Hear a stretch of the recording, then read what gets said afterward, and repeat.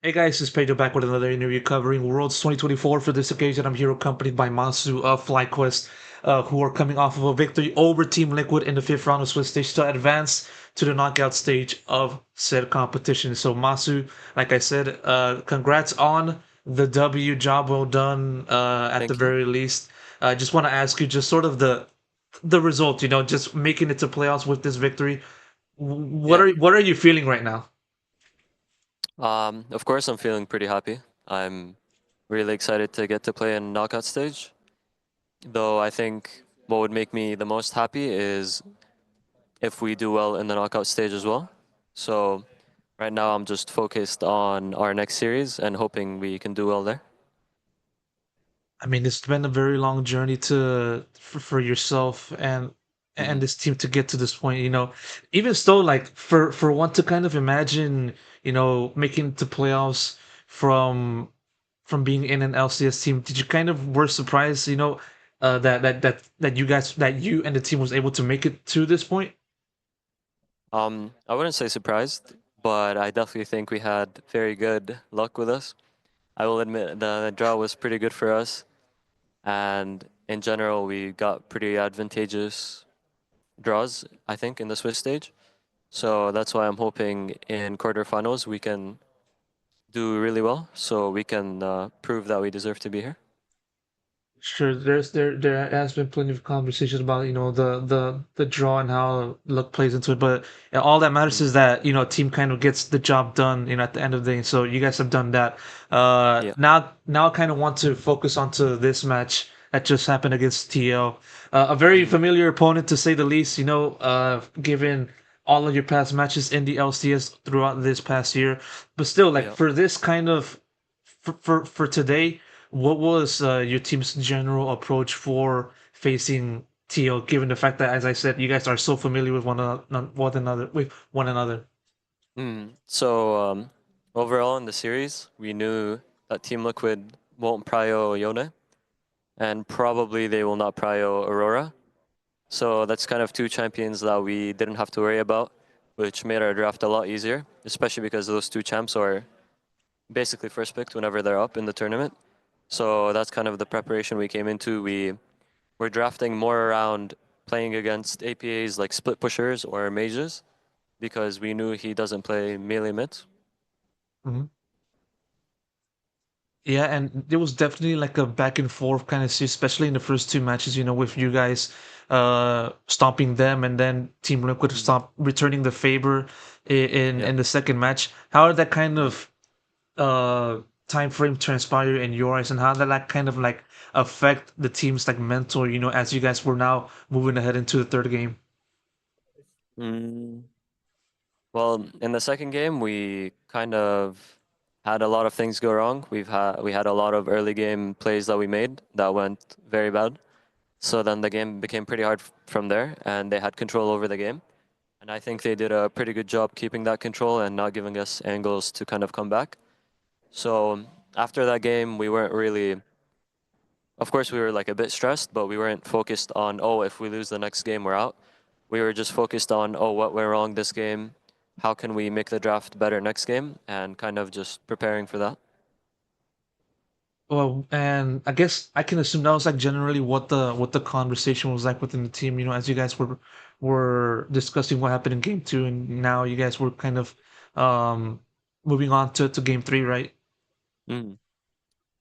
Yeah, and now on to game three. I mean, obviously there's a major surprise from TL picking the Kled Mm. in the draft. Were you guys surprised by that? Actually, we were not surprised because, funny enough, we were playing Champions Queue, and in CQ, I forgot who was. It might have been Quad. He picked Yone, or some other mid laner picked Yone, and APA picked Kled. So we kind of were expecting it. We thought if we pick Yone, he has these options, but he's also pretty likely to go Kled, especially because it's the last game, and if he thinks he's gonna win the game on that champ, he'll just pick it. So we were expecting the Kled, I would say.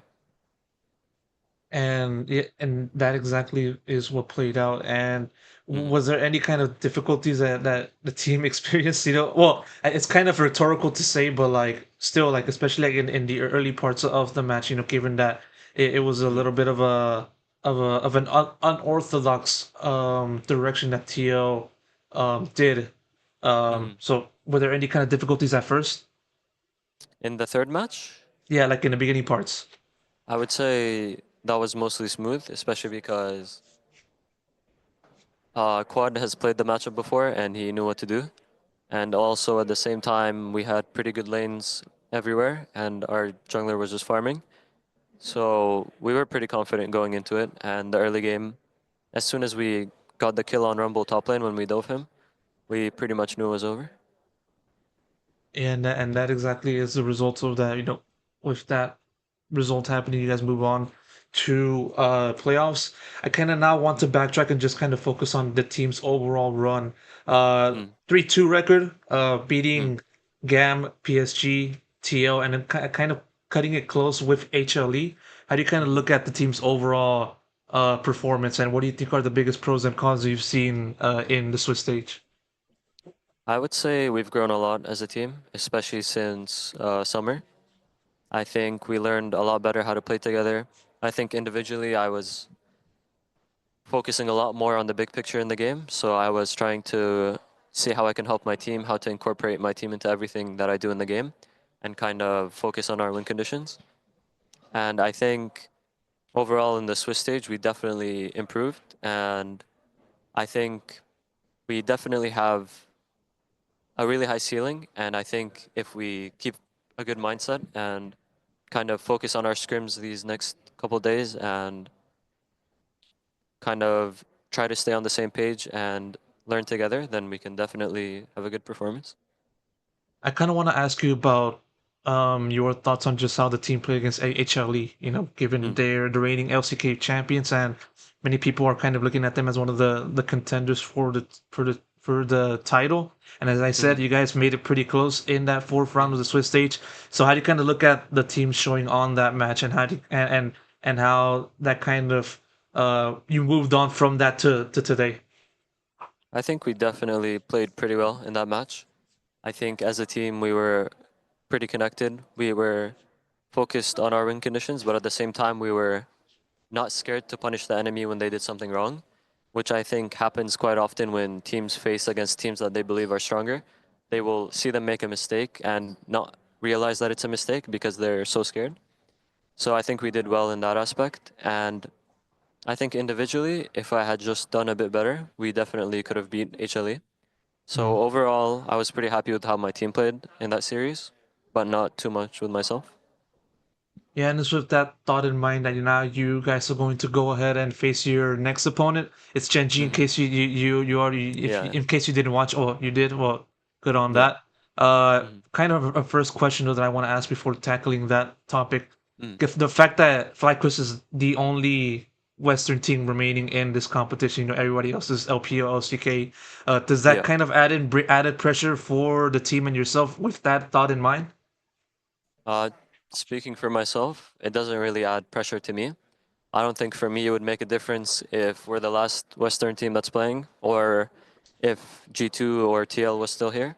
We would still try our best in the game that we're in the series that we have and have the same mindset. And getting into Genji, what was your Hmm. reaction when, the draw put your team and that team together for the quarterfinals tie? Do you have any kind of initial impressions that you have of Genji that, the team kind of look at going ahead? I mean, Genji is just a really good team.